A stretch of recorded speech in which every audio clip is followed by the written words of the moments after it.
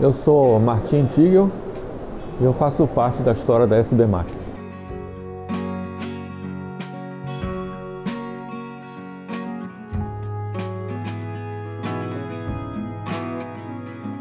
Eu nasci em 22 de setembro de 1946, exatamente o ano que acabou a Segunda Guerra Mundial.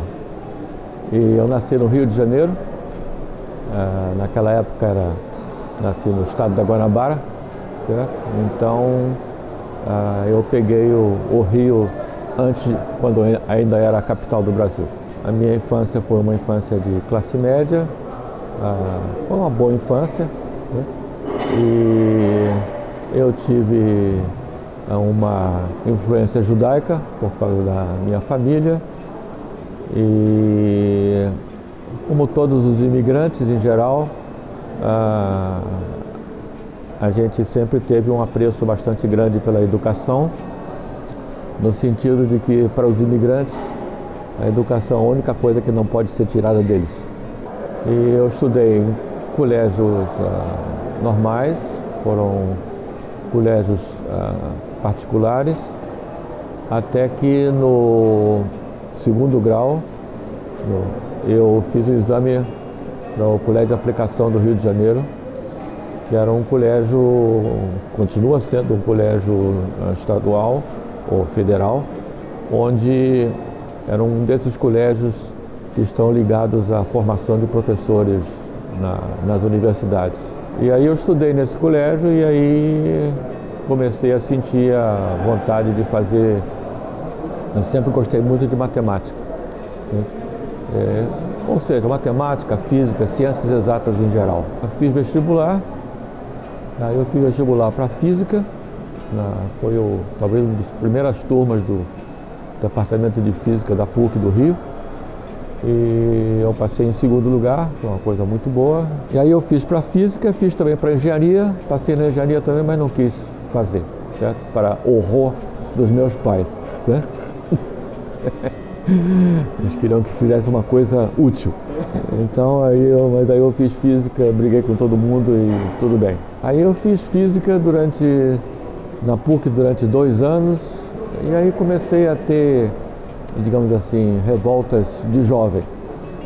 Aí entrei na política também, porque movimento estudantil naquela época. E um dia meu pai falou assim: olha, estiveram aqui em casa te procurando, é melhor se dar o fora.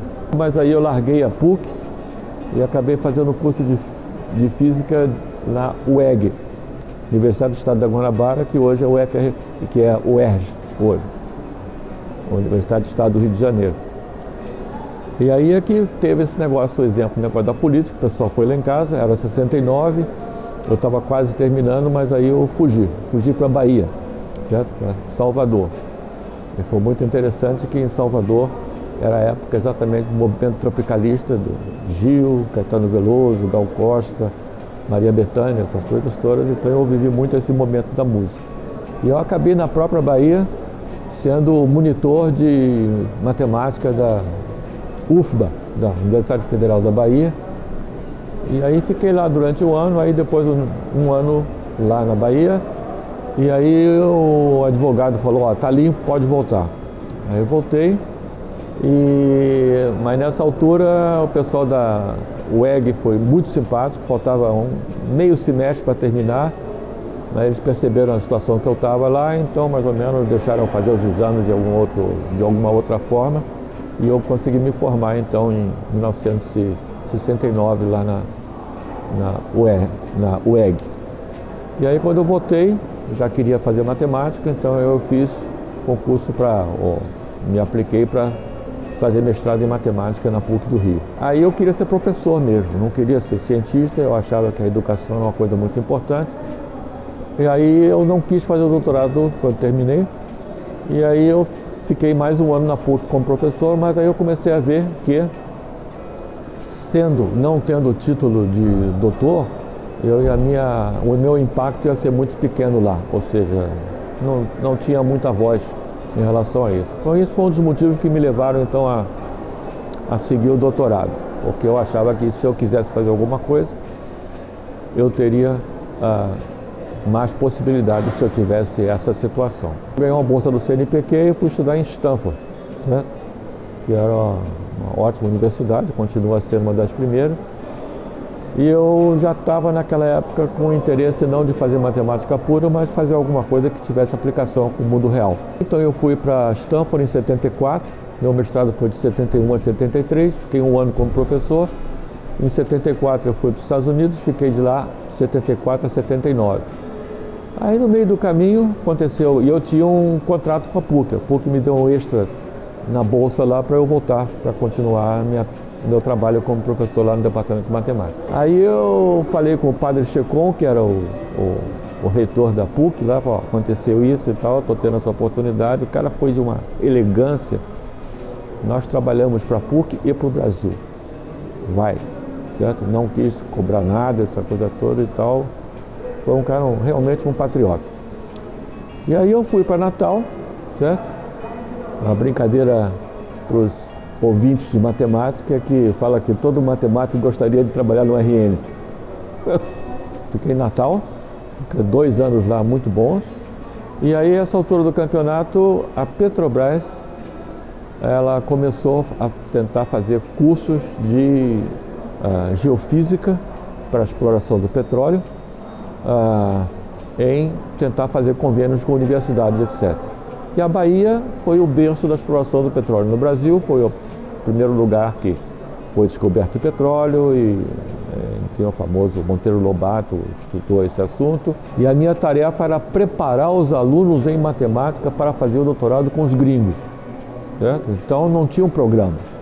O negócio é o seguinte, então eu me contactava com as pessoas que iriam vir para o Brasil. A própria Petrobras já pegou, a maioria dos estudantes eram funcionários da Petrobras, mas também outros que foram incorporados no meio do caminho. Como professor de matemática do grupo, o que eu tinha que fazer era estudar, ou seja, dar as aulas para aquelas coisas que fossem o meio de campo deles. Então não tinha programa. Então, o que eu quero? Eu quero matrizes, quero transformadora de Fourier, quero equações diferenciais, etc. Tudo bem, então vou fazer um troço para isso. E foi maravilhoso. Cada um era cada um, e eu aprendi para chuchu, etc. E acabei então nesse jogo começando a entrar em contato com geofísica.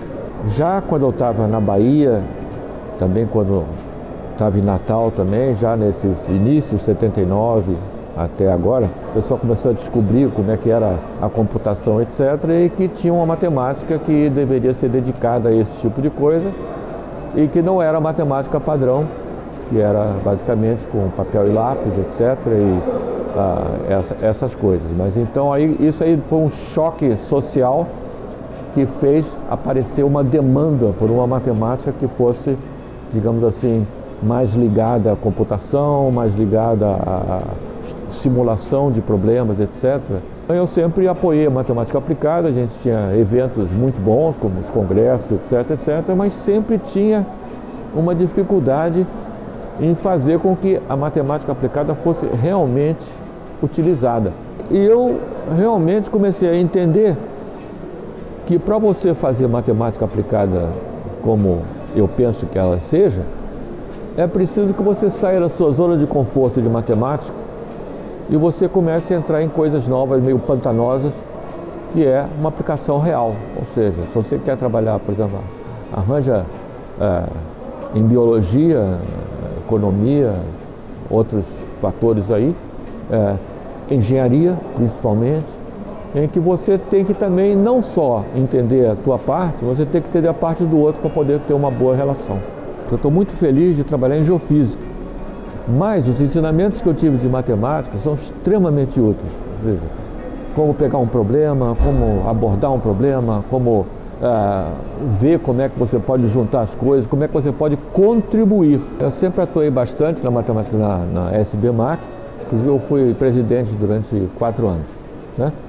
E tive pessoas maravilhosas dentro dela, né? O mais importante é o Marco Antônio Halpe, que foi realmente o mentor dessa ideia. Ele tinha exatamente essa ideia de fazer com que a matemática fosse realmente aplicada. Ele trabalhou em coisas muito aplicadas, lá em São José dos Campos ele participou de polo polo industrial lá e fez tarefas ótimas, ele foi ministro também, mas sempre com essa boa ideia. O fato das pessoas terem escolhido matemática aplicada do que matemática pura já é pelo menos algum sinal de que elas querem se integrar mais ao mundo. Eu fico muito feliz com o fato de ter participado, etc. Mas fica sempre aquela coisa na goela dizendo que podia ter sido mais. Então, quero dizer que eu estou à disposição.